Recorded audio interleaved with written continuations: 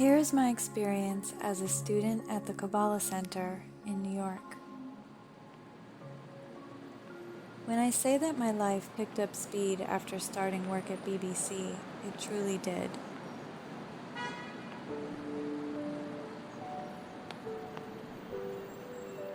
One day I was walking across Central Park and a woman gave me a flyer for a free seminar at the Hilton Hotel in Midtown for the Kabbalah Center. I remember the title on the flyer said, "The Best Kept Secret." The seminar I went to tapped into what I had instinctually believed as a child, that there were deeper meanings behind everything in our world, in our daily lives. They talked about numerology and astrology and symbols and words having other meanings and that everything was connected. And all of these secrets could be deciphered within the text of the ancient Zohar, the Jewish books of mysticism, said to be the mystical interpretations of the Torah, the Jewish Bible. I spent most of my life exploring different spiritual, psychological, and philosophical teachings through books and lectures and seminars. The teachings that I resonated with the most were the Chinese spiritual wisdom of Taoism, to let go of control and go with the path of least resistance, and Carl Jung and psychology to understand dreams, and with the Greek and Roman philosophers of Stoicism, fostering inner balance, a sort of inner equilibrium. Interestingly, the Kabbalah Center seemed to incorporate a lot of these teachings along with more of the mystical aspects, which was the missing piece for me in the others. I remember it instantly brought me back to my childhood. I used to try to talk to God by writing little notes on a piece of paper, folding it up, and burying it in the backyard. I figured that this was the best way to get a direct line of communication going. My mother introduced me to the I Ching, the Chinese Book of Changes. This was the Chinese mystical text used by seers to give insights on moral decision-making. The methods including throwing sticks, or the I Ching coins, and calculating the patterns that correlate to answers found in the book. She also taught me astrology as another tool to use in gaining deeper insights into my many questions. So when I went to that initial Kabbalah seminar, I was blown away. It was the psychology, philosophy, and spirituality coupled with mysticism. It was also right down the block from the BBC headquarters where I was working. So I signed up for classes and would go there on my lunch breaks and on the weekends, and continued my studies there even after I started working at HBO. Each student was assigned their own personal teacher. I also volunteered there and started study groups to discuss the lectures. We'd meet at Central Park's Sheep Meadow or at my apartment and do meditations and things like that. Someone I was quite close to at BBC at the time warned me that it was a cult, the Kabbalah Center, and that I should probably stay away. He came from an Orthodox Jewish family, and since the Kabbalah is based on ancient Jewish mysticism, I definitely took his opinion to heart. But at the end of the day, I needed to explore it. It was just too interesting. By the end of my studies, years later, I definitely noticed some signs about the center that he was trying to warn me about, but nothing can take away the undeniably valuable mark this experience left on my life.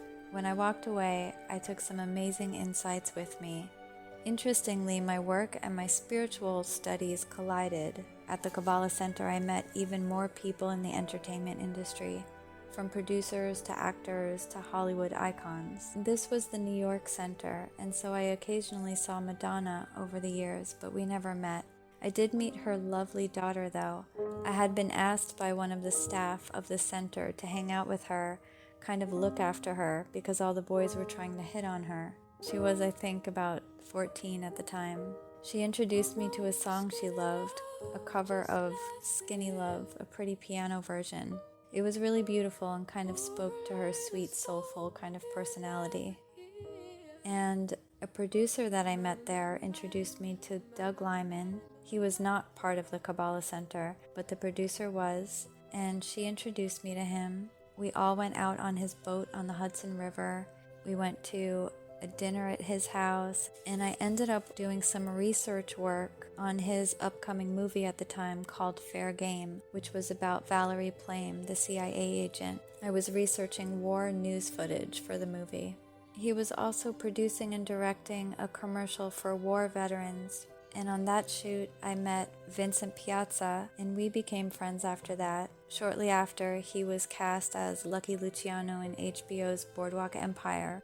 A son of Sicily, a son of America. And so a lot of my co-workers at HBO were working with him too. A lot of synchronicities were happening in those days, and everything seemed to be sort of spiritually aligning and connecting. At the Kabbalah Center, Adam Newman was just starting his WeWork empire, and it was all the buzz around town. By the way, I found him so cordial and cool. All my correspondences with him, he was calm and respectful, so not at all the bombastic live wire that was portrayed of him by Jared Leto in the recent Apple series. He even asked me to tell him what I thought of 2 of his new locations, one in Soho and the other in Midtown by the Empire State Building. I had gone to both of them and told him my thoughts, and he was very receptive and professional. I also worked with his lovely wife, Rebecca Paltrow, on a single project. She had an acting career, but was also just such a spiritual person. I found her very innovative in her ideas to bring more authenticity into the education of children, and the understanding that the future of humanity is very much about independent thought and freedom of movement and connecting with the environment. Adam and Rebecca also amazingly looked like Patti Smith and Robert Mapplethorpe, the rock and roll icon and the photographer, who were best friends in real life, and I was inspired by the idea of possibly making a movie with the two, with Rebecca and Adam playing these iconic figures, which never happened, but it would have been a real New York story. It was through studying Kabbalah that I started to teach myself Hebrew, which is a fascinating language, even with relatively few words at only 70,000 compared to English, which has approximately 170,000 words. The Zohar books were printed in Hebrew. We would scan the pages of the books, and I managed to learn the basics in reading and writing and speaking in Hebrew. I was fascinated by the symbology and numerology attached to the letters and the overall deeper meanings into the words. For example, the numerology for the letters for love, ahava, add up to number 13, which is also the numerology for the word for one, meaning that love is the same as oneness, and speaks to the love connection when 2 halves of one soul come together. And the Kabbalah Center spoke a lot about soulmate connections. It's a connection that expands the heart so that the 2 individuals can heal each other and heal the world. They heal the last bits of the soul's wounds together through a true unconditional love. The 2 halves have worked so hard to get to this spiritually elevated place that their love is impenetrable by the outside world. This kind of connection rarely appears in a person's lifetime. So this is why it's important to do the hard work to spiritually expand. And so another great insight that I learned from Kabbalah is to practice going against your own nature, to be the opposite. So that means the usual karmic reactions, projections, and behaviors won't work. Simply going against your default way of being ushers in miracles from the divine.